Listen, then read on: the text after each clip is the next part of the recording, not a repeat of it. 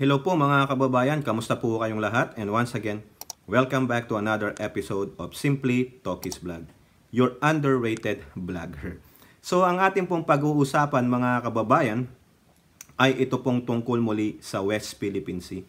No? Duduktungan lang natin yung latest vlog natin dyan sa West Philippine Sea about the swarming of 135 Chinese militia vessels dyan sa ating Julian Philip Reef, no? Nakakagigil na po itong mga inchik na itong mga kababayan. Gagatungan na lang natin ito ng gagatungan hanggang sa kayo po ay maantig lalo ang inyong pagiging nasyonalista at patriotismo, no? Magkaisa po tayo at magkaisang boses tayo, sabihin natin, atin ang West Philippine Sea. Mga Chekwa, umalis kayo dyan sa aming exclusive economic zone. So eto po, meron pong video dito na galing sa UNTV. UNTV, maraming salamat po. Shout out po lahat sa inyo. At hindi nyo po ako kinaka-copyright. Sana wag nyo po akong i-copyright. Yung pong di pa po nakasubscribe sa UNTV YouTube channel, please do so. Magaganda po ang report dyan. Hindi po mga fake news, no? At meron din po tayong mga babasahing articles regarding sa mga opinion nitong mga kolumnista na ito. So, bago ang lahat, nais ko pong i-flex itong Haya Nature Resort. For more details, punta po kayo sa kanilang Facebook page. At ganun din po, tayo'y magpapasalamat sa lahat ng ating channel members, followers, subscribers, at nanonood ng ating mga videos. May God bless you all. At salamat din po sa nagbigay po sa atin, nagpa-super chat, super thanks, pambili nitong Starbucks na ito. Hindi ko po pinopromote, no? Itong drinks na po na to ay strawberry asahi with lemonade, no inclusions, o yung fruit. Kung meron man ito sa Pilipinas, tignan nyo po, ang sarap. No? Ang lamig-lamig na nga. Nagre-refresher pa. Yan po yung ating common drink, no? Refreshers lang. Ayaw ko pong bumili ng kape sa Starbucks kasi iba po lasa. Bili na lang ako ng yung sa iba. Mas masarap. Kape Americano. Iba po kasi lasa ng kape sa Starbucks. Parang dumidikit sa iyong yung nag-i-stay sa iyong dila. Okay. Thank you po. At also, shout out natin si Miss Car Clea. Yan po yung kanyang YouTube channel, no? Baka magtatampo na yung ating friend. Nagla-live po siya Sunday to Friday, 7:30 Pacific Standard Time dito po sa United States. Just check your local time. So eto po, no, sabi ko sa inyo, UNTV, ito pong ulat nila na swarming of Chinese vessels in West Philippine Sea is China saying it's grabbing Julian Philippi. Ayan, eto po, English lang po, ha. The swarming activities of Chinese maritime militia vessels in the West Julian Philippi Reef are not new. Their numbers have increased from 111 vessels on November 13 to 135 now, according to National Security Council Assistant Director General Jonathan Malaya. What is particularly alarming is the escalating number of Chinese maritime militia vessels. Malaya highlights that the increase in China's way of showcasing aggression in claiming the Julian Philippi Reef in response, the National Task Force for the West Philippine Sea promptly dispatched ships to the area, expressing strong opposition. Parang they're trying really to change the facts on the ground, no? So as a result of this, no, nagdesisyon ang National Task Force West Philippine Sea na ipaalam ito sa publiko what is happening at this reef, yung Julian Philippi Reef. No? Coast Guard vessels were dispatched to that area to fly the flag as well. Kasi kung ang Chinese Coast Guard at ang Chinese Maritime Militia are present there, no, flying their flag, the Philippines must also be represented. At pinaigting din natin yung ating maritime domain awareness. The Philippines has conveyed its dissatisfaction with China's swarming activity in the region. However, international studies expert Professor Renato de Castro from De La Salle University emphasizes that swarming is just one of China's tactics to exert control over 90% of the South China Sea. Palakasin na lang ho natin ang ating Coast Guard, palakasin gamitin ho natin ang Navy. Kung magkakaroon ho ng support sa ating mga mangingisda, siguro voluntary based yan, pero hindi ho natin sila ilalagay sa peligro. Katulad ho ng China. Kasi lahat naman ho yan Lahat naman ho yung mga mangingisda, mayroon ho yung mga organisasyon na pinapaandar ho at hawak ho ng Communist Party of China. Wala naman ho tayong gano'n. Hindi naman ho tayo komunista katulad ng China po. He commends the unity of Filipinos in responding to this challenge and underscores the importance of strengthening the Philippine Coast Guard and armed forces to safeguard the area. Ngayon nakikita natin yung operation ng tinatawag natin Chinese Maritime Militia at ang ginagamit niya yung tinatawag nating swarming tactic. No? Nagpapadala sila doon na napakarami nilang fishing vessels na minaman ng Chinese Maritime Militia at talagang pinamumukha nila sa atin na kaya nilang sakupin at kaya nilang kupkupin. Yung sa Julian Felipe raid na nangyari. So yan po, no, mga kababayan at kaibigan, nakita nyo naman yung video, no? Grabe. Grabe magposisyon nung kanilang mga Chinese militia vessels. Actually, mga wala namang tao yan. No? Pinwesto lang dyan. Pinapakita lang sa atin, no? Tinutuya po tayo, iniinis tayo, na tulad nung sinabi nung political expert na yon, na sinasabi na, kayang-kaya namin kayong sakupin. Sa dami ba naman nila Di po ba? Ilan ang populasyon nila. So therefore, maganda rin daw economy niya, no? Ng bansang China. So therefore, kaya nilang mass produce ng ganyan. No? Tayo, ano ang inaatupag natin? Political bickering. Pagpapaganda ng mga imahe ng mga politiko para sa kanilang mga ambisyon sa mga darating na eleksyon. Ang makaupo sa pesto at ano ang gagawin. Di po ba? Inisip ba nila yung kapakanan ng bansa natin? O di ba tulad nung Tamilmin yung BP? Ano ang kanyang posisyon o any statement from that? Nakikita niya yan. Pero nananatili siyang tahimik. Pero pagdating na siya ay concerned na, tulad ng ICC, yung amnestiya ng Pangulo at peace talks, meron siyang mga statements. Pero sa West Philippine Sea, kitang-kita naman, nasasakupin ang mga isla natin sa ating exclusive economic zone.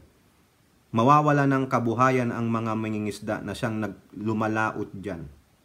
Gagawing military base ng China. Sisiraan kalikasan natin. Walang statement. Tahimik. Di ba? Tamilmil. Makikita nyo kung sino talaga ang may tunay na pagmamahal sa bayan, hindi inuuna yung sarili niya. Di po ba ICC kasama siya dyan O yung rebeldes, sabi niya, personal note niya. O therefore, hindi pala personal sa kanya ang pag-i-invade ng mga Chekwa. Mabuti pa yung mga ibang grupo dyan na inaayawan natin, mga progressive group, pero makikita mo may pagmamahal sa bansa. Di po ba? O eto, ano ang sabi dito sa ulat ng Inquirer.net? Yan China invasion nearing Philippine shores as Bongbong Marcos warned. Tama naman Gaano kalayo yung Julian Felipe Reef? Diyan sa Batara, sa lugar ng Palawan, sa isang lugar diyan sa Palawan. Ito na i-vlog natin to, 175 nautical miles. Biruin nyo yan. Invasion. Wala akong pakialam kung magalit kayo sa word na invasion. Totoo naman. Plain sight invasion po ang ginagawa ng mga Chinese. Kasi bakit? Alam nila mahina tayo Biruin nyo yung 135 na yan. Noong November, 111 lang sila. Hindi pa sila nakontento. Nagpadala pa sila ng ilan? Ng 24 pa na Chinese militia vessels. Bakit hindi yan nakita ng ating Coast Guard ng ating pamalaan? O sa Ayungin Shoal, sabi ni Tariela 38, baka madagdagan pa yan. Papalibutan na talaga. Wala na. Ano ginagawa natin? Hanggang layag na lang tayo, puro ganon, dokumento. Wala. Ang tanong, mapapaalis pa ba yung mga yan? Paano paalisin yan, Ninong PBBM? Ito, tinatanong ko na rin to sa previous vlog natin. Paano paaalisin yung mga Chinese militia vessels na yan na nakaangkla na dyan? na hindi magkukos ng kung ano man. Di po ba? Hindi sana kung talagang may malasakit tayo dyan, lahat na ng isla before, nilagyan na ng mga bangka. Kaso wala. Inuuna ang political bickering, inuuna ang political ambisyon. Di po ba? Mga makasarili. O ngayon, it's too late. Too late to be a hero. Paano na yan? Di ba? Tingnan nyo to, sabi ng Inquirer, China invasion nearing Philippine shores. Nearing Philippine shores. Unang masasakop dyan, yung Palawan, Zambales, Pangasinan, Ilocos. Di po ba? Tapos tayo, ang inuuna natin, nagsisirahan. Martin Romualdez tatagbo ng presidente. Sara Duterte ang aming presidente. Ganon. Ambisyon para sa politika. Putang ina. Ang daming problema, Ano sabi dito? President Ferdinand Bongbong Marcos Jr. was not exaggerating when he said very recently that China's reclamation inside Philippine exclusive economic zone was getting closer and closer to shore.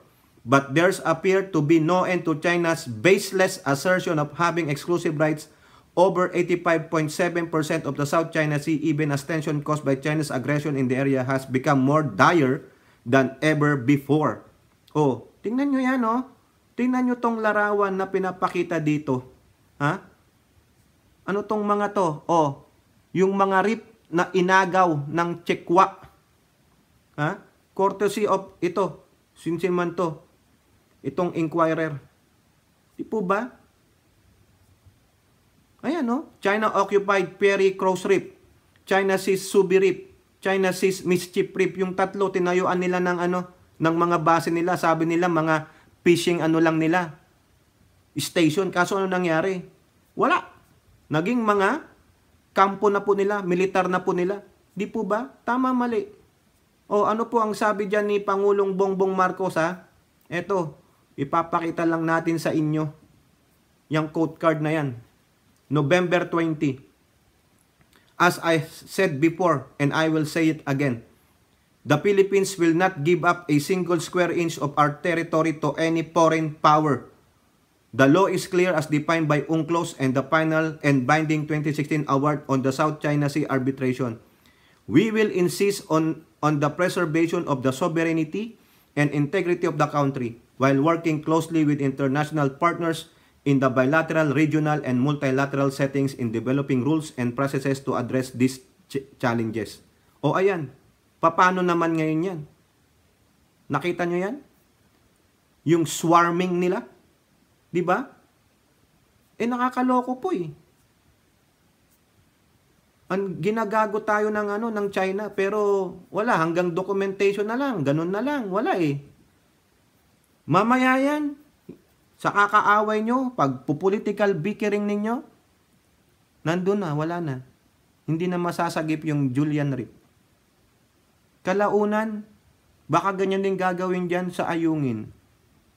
Tatambakan din nila ng tatambakan yan ng kanilang mga Chinese militia vessels. Kasi mahirap ng paalisin yan. Paano paalisin yan? Ano ang sabi dyan ni si Assistant National Director ng National Security Council? Anong pangalan nito? Yung na-interview kanina. Si Jonathan Malaya. Pinark nila yan dyan. Talagang sinadyang ipark yan dyan sa tubig na yan. At sinasabi na, amin ito. Kayang-kaya namin itong sakupin sa dami ba namin ng mga bangka dyan. Kayo, iilan lang. Wala! Zero! Wala po. Mabuti pa si Erap, nilagay niya ang BRP Sierra Madre sa Ayungin Shoal. Tayo, wala! Mas kinakaladkaring bangka, wala! Kasi nga, inuuna ang political bickering. Inuuna ang pestuhan sa pag-upo sa gobyerno. Eto pa. Balita ng Inquirer sa PCG naman. Anong sabi? Philippine Coast Guard militia ships in Julian Reef could be prelude to China reclamation. Ako hindi na po ako magdadalawang isip pa dyan. Nakahanda na yan. Kung makita nyo yung mga parang yung alam nyo yung battleship na game, nakapwesto silang ganun, hele-helera, strategically position. May mga gamit ng pang-dredging yan. Paire-reclaim po nila yan. Di po ba? Oh, the presence of more than 100 suspected Chinese maritime militia ships in Hulian, Philippine Reef could be a preparation for reclamation activities. Ayan po ang sabi ng Coast Guard. O sabi ni Tariela, ito, there are possibilities that these Chinese maritime militia are just occupying a particular maritime feature, and then if they are not going to be noticed or exposed, there is a possibility that they will eventually carry out reclamation activities in a particular area. Ang tawag dyan, no? Like a tip in the night. Kung walang nakatingin, walang nagbabantay, hindi sila manotice, go, reclaim it. Diba? Every time that they are going to carry out an operation to prevent a resupply mission, most of these Chinese maritime militia are also deployed in Ayungin as a reinforcement for their Chinese Coast Guard vessels for us to be prevented in doing the resupply. Correct. Diba? Kung wala ngang makatingin sa kanila, walang magbabantay, mabuti na lang nagkaroon tayo ng bagong surveillance office dyan sa Pag-asa. Yan. Nakikita ngayon at nire-report sa buong mundo ang kanilang kagaguhan dyan. Nakakahiya mga kababayan eh. Wala tayong alam gawin, kundi tingin-tingin na lang, flyby. Nandun na sila eh. Bakit hindi yan nakita ng Coast Guard nung una pa lang? Kasi nga kulang tayo eh. Kulang sa kagamitan, kulang sa kaalaman, kulang sa aksyon. Anong aksyon ang ginagawa? Puro political bickering. CIF, ICC, ganito. Pag upo sa gobyerno, sila ang lalaban tatakbo sa 2025, 2028. Ayan po yan. O, ano po ang sabi ng inyong atin ng bayan dyan? Nagpahayag din ng inyong atin ng bayan, no? Ito po, sa UNTV ulit, may sinabi si Senatora Amy Marcos. Pakinggan natin. A lawmaker hopes for a dialogue with Chinese counterparts following the reported swarming of Chinese militia vessels in Julian Felipe Reef in West Philippine Sea. This as the presidential sister laments the continued maritime incursions in the West Philippine Sea. Talagang hindi nakakatuwa itong mga pangyayari. Parang hindi pa sapat ang gera sa mundo, magpapasko na. Hindi pa talaga tayo tumipigil sa pagkakasik ng lagim. Kaya eto nga, inaasahan ko na talagang makausap natin ang ating mga counterpart in chief. In the meantime, habang ginagawa yung budget natin, wala tayong maaasahan kundi ang sarili natin. For his part, Senator Ronald De La Rosa admits he doesn't know anymore how to deal with China. Well, ako rin nag-iisip eh. Paano gawin natin yan? Anong gawin natin? Diba? Wala tayong makita solusyon eh. Ayaw lang umalis. Hindi naman tayo pwede makipagira. Di ba? Mahirap talaga. So yun po, no, dalawang senator pala yun, hindi lang si ate ng bayan. So inaasahan ni Senatora Amy na makausap ang kanilang counterparts. Pero anong maasahan mo sa mga yan?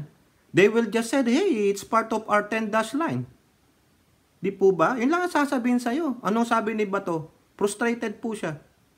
Wala na rin siya maisip na paraan para mapaalis ang mga yan. Which is true. Wala po eh. Hindi nila yan aalisin. Unless, makausap maigi yung Communist Party dun sa China, si Xi Jinping. Pero anong sabi ni Xi Jinping sa kanyang sa report dati? Binlag natin yan. Inutusan niya ang Coast Guard niya sa kayang mga yan na i-assert ang kanilang karapatan dyan. O paano yan? Bakit hindi nakita ng gobyerno yan? Di ba? November 11, 111 sila dyan. Pero prior to that, dapat kung yung Coast Guard natin, totoong nagmamanman, naglilibot dyan sa West Philippine Sea, dapat nirelay na yan kagad. Tapos tinambayan nyo na yang Julian Felipe Reef, saka yung ating mga iba dyan, tulad ng ginawa ni ERAP. Diba? They are more than 1,000 kilometer. No? Yung nearest island of Hanan nila, dyan sa mga reef natin, sa ating Spratly Island sa Exclusive Economic Zone. Bakit hindi yan nakita ng ating Coast Guard? Wala man lang nag-report sa pamalahan na, hey, nakakita kami ng mga ganito, the swarming of Chinese militia vessels, Chinese boats na parating dito. Kasi sabi sa report, November 11 o November of this year, 111 sila. Pero prior to that, ang tinutukoy natin, dapat noon pa lang na namataan sila bago pumasok sa exclusive economic zone, dapat nagpa-dispatch na ng mga kung ano man ang pwedeng i-dispatch para harangan sila dyan na hindi na sila nakapasok sa ating 200 exclusive economic zone. Anong ginawa ng gobyerno? Whether si Duterte o itong sininong PBBM. Baka hindi lang 135 nang susunod dyan, baka 1,000 na. Wala na. Tama si Bato, it's true frustrating. Hindi rin nila alam ang gagawin. Hindi naman tayo pwedeng makipaggera. Ayaw natin ng gera. Paano nyo paaalisin ang mga yan? Di po ba? Tama, mali. Hirap eh. Di ba? Anong gagawin natin? Diplomatic talk naman. Di aalis ang mga yan. No? They will also assert their rights on that particular rips or shoals. Anong gagawin dyan? Bakit parang walang ginawa, no? Ito nakakagalit lang. Dapat pa lang yan, namataan nyo na yan eh. Malayo pa lang eh. Yung Coast Guard natin, kung naglalayag kayo sa ating 200 exclusive economics yan, kung binabantayan nyo yung maigi, siguro ilan naman ang barko ninyo, dapat ni-report nyo na yan. Para at least may ginawang puntahan nyo na. Maglagay na kayo, magpwesto na kayo dyan. Atin yan. Kung talagang atin yan, pinwestuhan nyo na. Diba? Buti pa si Erap, pinwestuhan niya yung ayungin eh. Diba? Di mas magaling pala si Erap kaysa sa inyo? Na alam niyang protektahan ang ating teritoryo? Ngayon, hindi makalapit doon ng mga Chekwa, hanggang doon lang sila sa labas. Ayan, sa Julian Pirip, meron ba yan? Tell me, meron ba diyang nakalapag na pag-aari natin? Ano meron dyan? Meron bang barko dyan? O mga bangka lang, maski na tulad ng ginagawa nila na bakante? Wala! Kasi hindi nyo pinaunlad eh. No? Hindi nyo inasikaso. Ang inaasikaso ninyo ay ang pagpesto nyo sa mga government position, pang mga personal interest. Tapos ngayon, nagkukumahog tayo. Ano yung sentimiento ni Bato? Wala. Ako din, wala. Anong gagawin natin dyan? Hilahin natin? Paalisin natin? Like a tip in the night ang mga ito. Kung wala po, hindi po sila manonotice, hindi sila mababantayan, they will dredge and reclaim that island. Lalagyan nila yan ng base. Di kanila na. Wala na. Diba? They are nearing to our coast. Tama naman si PBBM. Pero paano niya ididepensa ngayon yung sinasabi niya? Yung binasa nating quote card sa inyo. Di po ba? Paano? Kayo mga kababayan, ano sa palagay nyo? Paano mapapaalis yung 135 Chinese vessels na yan? Ganon din yung 38 na Chinese militia vessels at yung kanilang mga Navy dyan, Coast Guard sa ating Ayungin Shoal. Diba? Nakakahiya po tayo eh. Wala tayong, puro tayo assert rights, pero wala naman tayong ginagawa. Paano nyo malalagyan yan ng barko o nung ating pag-aari yung island na yan, yung reef na yan? Sige nga, paano? Itong mga Chekwa, nakapesto na, ready na yan. Mawala lang dyan ang ating Coast Guard or Navy na nagpapatrolya. Aarangkada ang mga yan.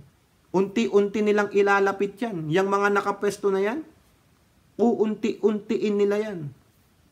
Hanggang sa marating nila yung reef na yan. Hanggang sa tuluyan nilang maagaw na yan. Pangulong Bongbong Marcos? Nasaan yung square inch na sinasabi mo? Di po ba? Nakakagigil mga kababayan, November 111 sila. The latest, December 4, 135. Hindi man lang nakita yan, hindi man lang ni-report ng Coast Guard. Ano ginagawa ninyo? Di po ba?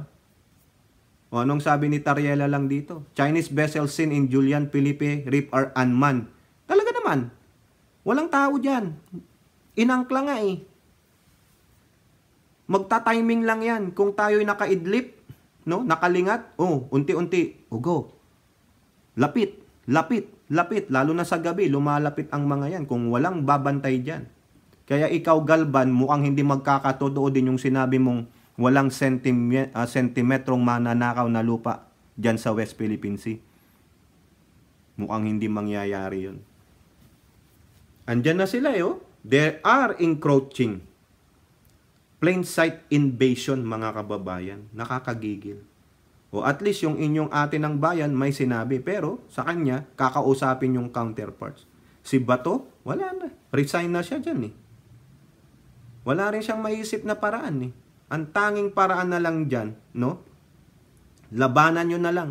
Harangan nyo na rin lang yung mga nakatayo dyan na ano nila, nakaangklang mga bangka. Tapatan nyo na lang. Tapatan nyo ng mga bangka para pag dinaanan nila, ayon, sinira nyo. Diba? Lagyan nyo na ng bangka o anong marker yung reef na yan para hindi na po talaga nila maagaw. Lagyan nyo na ng flag ng Pilipinas hanggat maaari. Daig pa kayo ni Erap eh. Si Erap po, maagap. Daig ni Erap ang masipag. Bakit? Kasi maagap si Erap. Diba? May kasabihan tayo, daig ng maagap ang masipag. Oh, hindi talo lahat sila ni Erap. Si Erap ang may tunay na pagmamahal sa bayan. Kasi inagapan niya ang Ayungin Shoal. Kung hindi nga lang napatalsik pala si Erap, sabi ni Orly Mercado na siyang DND chief niya dati, lahat ng isla na sakop natin sa ating West Philippine Sea, lalagyan niya ng barko. Ang ina. Tapos pinaalis nyo, ginawan nyo ng kwento pala. Diba? Sabi ni once a rebel, always a rebel yan. Ginawan nila ng kwento si Erap. Naniwala naman ang taong bayan na yun. Yung pala, si Erap ang may tunay na pagmamahal sa bayan dahil gusto niyang isalba, wag agawin ng China ang mga isla natin. Eh, isa lang ang naisalba ni Erap eh. Sayang naman. Diba? Magsasadya siya ng mga barko dyan. O bakit di nyo gawin ngayon yan? Bakit yung pinalubog nyong barko na sa inyong war games, dapat yun na lang nilagay nyo dyan? O dyan sa Iroquois Reef, no? Yung nireport na binaboy ng China, yung reef dyan. O baka gusto nyo lagyan na rin dyan ng ano yan, lumang barko ninyo o bangka, maglagay kayo dyan. Di ba? Lahat nung sakop natin, hanggat maaari, Pangulong Bongbong Marcos, magsadsad ka na ng mga lumang barko, gayahin mo na si Erap. Kung ayaw mong maagawan pa tayo ng lupa dyan. Sinabi mo yan, no? Yung quote card, malinaw na malinaw, mga kababayan. Hindi naman sa pag-aano kay Ninong Bongbong. Eh, nakakagigil po ito. Paano mo paalisin yan? 135? Sige nga, tell us. Si Bato, sigh of resignation na siya eh. Ganun na lang eh. Di niya rin alam eh. Paano eh? Di ba nakaangkla na sila eh? Paano kaya gagawin ni Pangulong Bongbong Marcos dito, no? O, ano gagawin natin? Diplomatic protest? Ano gagawin ng China dyan? Wala, i-ignorin lang kayo. Di po ba? Tama, mali. Di ba? O kayo po, mga kababayan, po yung masasabi. Comment down below. And don't forget to like and share. Hope to see you on the next videos. Bye-bye. God bless.